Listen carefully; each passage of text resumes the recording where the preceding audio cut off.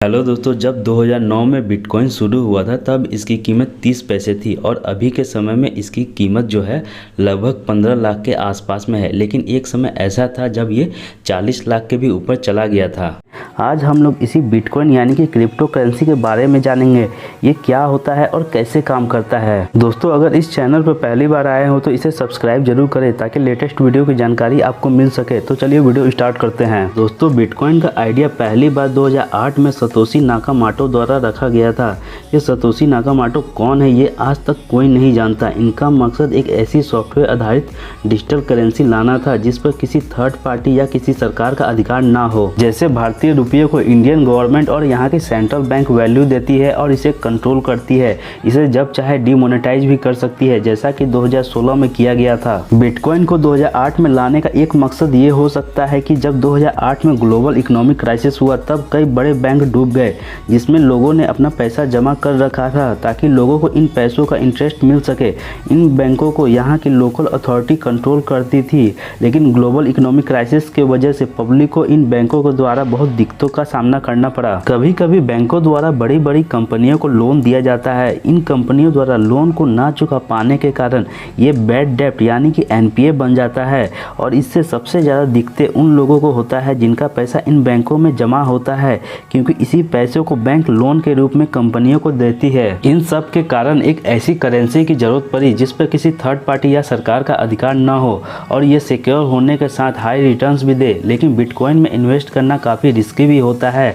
ये high returns देने के साथ आपके पैसों को जीरो भी कर सकता है। दोस्तों, बिटकॉइन को क्रिप्टो करेंसी भी बोलते हैं क्योंकि क्रिप्टोग्राफी कोडिंग का एक प्रोसेस होता है जिसमें डेटा को कुछ इस तरह के कोड में बदल दिया जाता है कि हैकर इसे हैक नहीं कर पाए। बिटकॉइन ट्रांजैक्शन का डिटेल्स एक लेजर में मेंटेन होता है। ट्रांजैक्शन होने पर इसकी एक कॉपी उन सभी कंप्यूटर के पास चला जाता है जो इस नेटवर्क से जुड़े हुए हैं। दूसरे कंप्यूटर एक्चुअल में ये वेरीफाई करते हैं कि आपने जो बिटकॉइन ट्रांसफ़र किया है वो आपके अकाउंट में है कि नहीं। ये एक बहुत ही कॉम्प्लेक्स प्रोसेस होता है जिसमें इनसे जुड़े सारे कंप्यूटर को एक मैथमेटिकल प्रॉब्लम या बोले तो एक पजल मिलता है सॉल्व करने के लिए। इसे सॉल्व करने के लिए हाई स्पीड वाले कंप्यूटर की ज़रूरत पड़ती है जो इन पजल को सबसे पहले सॉल्व करता है या बोले तो ट्रांजैक्शन को वेरीफाई करता है। उसे रिवार्ड के रूप में बिटकॉइन मिलता है और इस पूरे प्रोसेस को माइनिंग बोला जाता है। माइनिंग में ब्लॉकचेन टेक्नोलॉजी का यूज होता है जिसमें हर एक ब्लॉक में लेजर के सारे डिटेल्स रहते हैं। ये ब्लॉक एक दूसरे से जुड़कर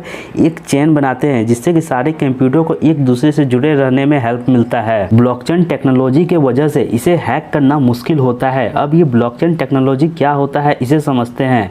जब कोई व्यक्ति बिटकॉइन को बाय या सेल करता है तो उसका सारा डिटेल्स लेजर में उस व्यक्ति के अकाउंट में स्टोर होता है, लेकिन जब इस ट्रांजैक्शन की कॉपी बिटकॉइन के नेटवर्क से जुड़े सारे कंप्यूटर के साथ शेयर होता है तो ये एक ब्लॉक के रूप में सभी कंप्यूटर्स को मिलता है। हर एक ब्लॉक मेन 3 पार्ट में होते हैं। पहले पार्ट में ट्रांजैक्शन के डिटेल्स जैसे ए ने बी के साथ कितने रुपए के कितने बिटकॉइन का लेन देन किया। इसके दूसरे पार्ट में ब्लॉक की आइडेंटिटी रहती है जिसमें एक यूनिक कोड दिया रहता है जिससे पता चल सके कि ये खास ब्लॉक एक पार्टिकुलर कंप्यूटर के पास है। जितना भी ब्लॉक होगा उन सब का एक यूनिक आईडी होगा, इसे हैश बोला जाता है। ब्लॉक के तीसरे पार्ट में इसके पीछे वाले ब्लॉक की आइडेंटिटी रहती है। इस तरह ये सारे ब्लॉक्स मिलकर एक चेन बनाते हैं। अगर कोई हैकर किसी ब्लॉक के डेटा को हैक करने की कोशिश करता है तो इसके आगे आने वाले एक के बाद एक सभी ब्लॉक्स का हैश यानी कि यूनिक आइडेंटिटी चेंज हो जाएगा। इस वजह से इसे हैक करना मुश्किल है। आमतौर पर बैंक के ट्रांजैक्शन डिटेल्स या डेटा इनके सर्वर पर रहता है जिसे हैक किया जा सकता है, लेकिन बिटकॉइन के ट्रांजैक्शन डिटेल्स किसी सर्वर पर ना होकर बिटकॉइन नेटवर्क के हर एक कंप्यूटर में रहता है।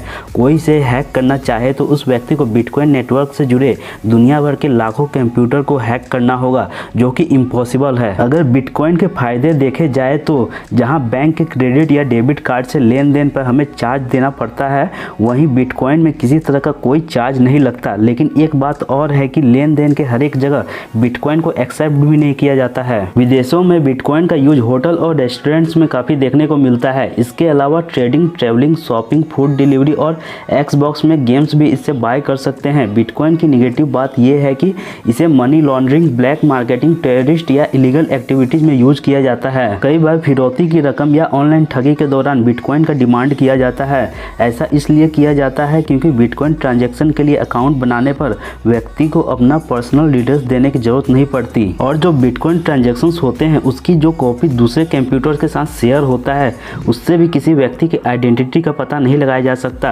बिटकॉइन की एक खामी और है कि अगर आप इसका अकाउंट या पासवर्ड भूल जाते हैं तो आप इसे कभी एक्सेस नहीं कर पाएंगे और ना ही इसके लिए किसी थर्ड पार्टी को कंप्लेन कर सकते हैं। लोग बिटकॉइन में इन्वेस्ट करते हैं ताकि उन्हें ज़्यादा से ज़्यादा रिटर्न्स मिल सके। इसका यूज किसी चीज़ को बाय करने में करना फिलहाल पॉसिबल नहीं है क्योंकि इसका एक कारण ये है कि बिटकॉइन सभी जगह एक्सेप्ट नहीं किया जाता। दूसरा कि इसमें एक ट्रांजैक्शन कंप्लीट होने में लगभग 10 मिनट का समय लग जाता है क्योंकि इससे जुड़े दूसरे कंप्यूटर्स द्वारा इसे वेरीफाई करना पड़ता है। बिटकॉइन के आने के बाद और भी कई क्रिप्टो करेंसी या डिजिटल करेंसी लॉन्च किया गया जैसे अथेरियम, रिपल, लाइटकॉइन, टेथर, लिब्रा और डोजकॉइन। अभी के समय में दुनिया भर में ऐसे हजारों डिजिटल करेंसी है जिसे यूज किया जा रहा है। दोस्तों, आपकी इन क्रिप्टो करेंसी के बारे में क्या राय है कमेंट सेक्शन में जरूर बताएं और वीडियो अच्छी लगी हो तो इसे लाइक करें और चैनल पर नए हो तो इसे सब्सक्राइब करें ताकि लेटेस्ट वीडियो की जानकारी आपको मिल सके।